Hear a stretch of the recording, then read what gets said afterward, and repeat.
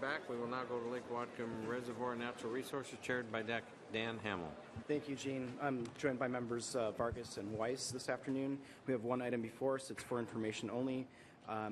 This is the interlocal, or related to the interlocal agreement regarding the creation of the policy board within the Watershed Resource Inventory Area Number 1.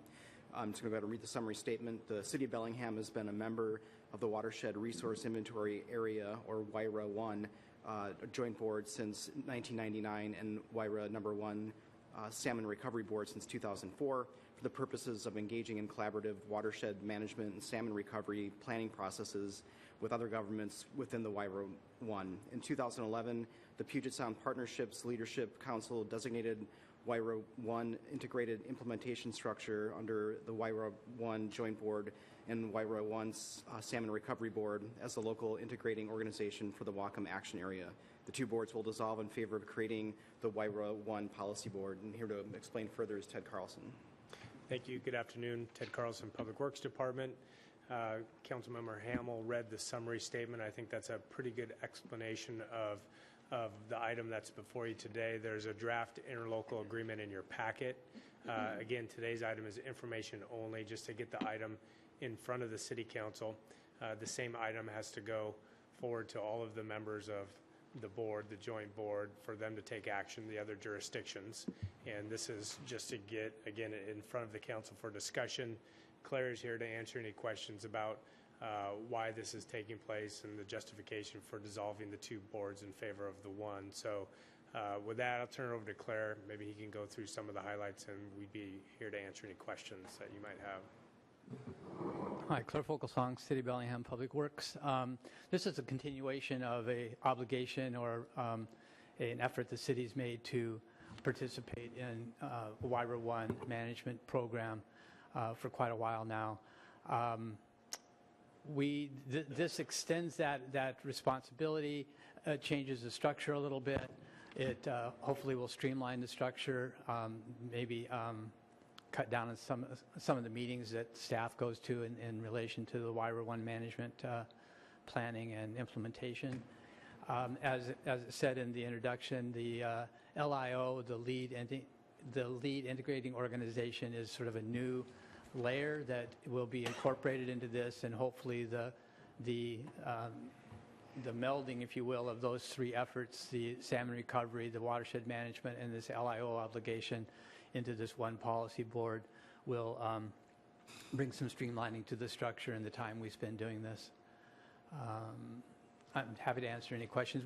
One other thing is we haven't brought a lot of WIRA stuff to the council in the past because the city's interest, we're there to represent the population center of the county, to bring a perspective to the effort. There aren't a lot of WIRA efforts or projects that touch on the city, so we haven't, and when they have, we've brought those to you over the course of the last decade or so. But this is for information, and we'll be bringing this back when we hear back from the other organizations that also have to approve this through their legislative process. So, committee members, Weiss. So, Claire, what does this WIRA have in relationship to our water intake on the middle fork of the Nooksack? That's part of our interest, but and it's why we stay involved. That's one of the reasons we stay involved, because WIRA, one of the implementation strategies or projects, if you will, is to look at in-stream flows throughout the whole Nooksack Basin and to revisit those. And what we anticipated is that we would set new flows based on a more accurate, or the way they were set initially was pretty much a desktop review by ecology, and we've since had quite a few more field studies that have given us better information on how to set those or reset those at some time in the future. So it's integrated, or it's part of that watershed management process. Okay, thanks. Mayor Kelly. We just had a meeting last week, and I support I very much support doing this because I believe that it meets the original intention of the law that we passed at the state level. Thank you. Council members. Michael. Yeah, thank you. Combining the board seems to make a lot of sense. And I support WIRA 1 and its mission. I'm just have a question on page 88. There's an org chart which kind of shows the city council sort of, I don't know, over the WIRA board or feeding into it or being represented by the WIRA board. How is the council represented on the board? The agreement in the past and this one, the new one, anticipates that the mayor and the other representatives of the entities at the policy board are representing the legislative process in their jurisdiction. So I know some of the members take a lot of a lot more issues to their legislative bodies than we do because they've been directly impacted by them in the past. Lummi Nation and Nooksack Tribe, for instance, I think have a much more involved legislative process. We haven't had a significant amount of decisions that have needed legislative decision making, and when we have had those in the past, we've brought those to the council for direction on how to proceed. And the most relevant, I think, is the in-stream flow issues that we've addressed in the past, and we've been to the council several times on those. I guess I'm just seeing here in the lower right, there's a separate box, and it lists the mayors of the municipality, so presumably Mayor Kelly, and then another box which talks about the legislative bodies. Should that say not city council, but just city of Bellingham as an entity? And that's what I'm confused about. What part of the city is being represented? It says council. It could. I hadn't thought about it. It's been councils forever, so Okay. It's just is it a policy board, in which case maybe it needs a policy maker, or is it more kind of implementation administration board, in which case an administrative liaison is better? I don't know. We've been struggling with that name, with the policy board name. We wanted to have something more neutral than continuing with salmon recovery or watershed management. It's an attempt to try to combine those. And the LIO function does bring a bit of policy development, at least, to the effort. But I don't know. I mean, that's not a bad idea. Mayor Kelly? I think Claire clarified a little bit what it was. It's a lot of internal decisions, and if they're policy decisions, they come to you. And we, as a city, have our water right. And the last big one I remember that came in front of you was what was it, Claire? The middle fork, the diversion. I mean, anything that's major like that comes forward to the council. So I think that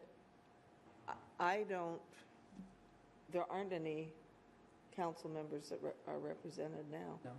It's more of an administrative body that if they have policy questions, they come to the policy bodies. Not that, I mean, we definitely could bring it up. But a lot of what we talk about, or some of what we talk about, goes on at your policy meeting with your peers. So the planning. The Lake Whatcom Policy Board, you mean? That's one of our connections with the bigger WIRA planning process. So, okay. Because we're not dealing with like a lot of exempt wells or small water associations or anything like that. We run a municipal water utility, which of course Ted operates. So we have a little bit different interests. Where I would think it would be valuable for us to be a part of it is, I think in the last couple of years, we sent something when we were talking about the diversion that listed some goals that as a city we had that came before you, and they were basically meeting the in and out of stream needs. And that was the point that I made at the meeting last week is My concern was moving it, the salmon board is quite active and sophisticated, and was that a right word, Claire? They have. Active, okay. And the rest of it, we've had a lot of trouble on water resource issues. We haven't been directly involved because of our own municipal water right, but other areas in the county are. So I wanted to make sure that if we came under one umbrella, which is what the point was to begin with, that all water resources, habitat, and water quality all got equal attention, and it wasn't just salmon recovery. But if you'd like me to make that request at the board, I could.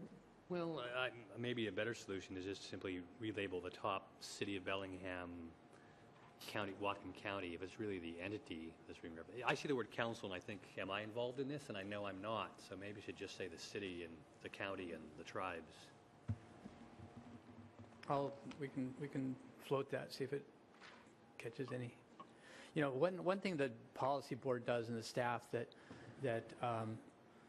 advise the policy board is we're sort of the buffer between local issues and state Puget Sound partnership issues and salmon recovery issues. So sort of a filter, if you will, sort of a screen that translates those into local concerns, local impacts. So. Okay. I'm sorry. Mayor Kelly. One more clarification. I don't know, I'm not going to speak off this chart, but I know that any entity, county, city, tribes, PUD, anybody who would be implementing a plan that would come out of WIRA needs to vote on that plan. So maybe that's why those are up there.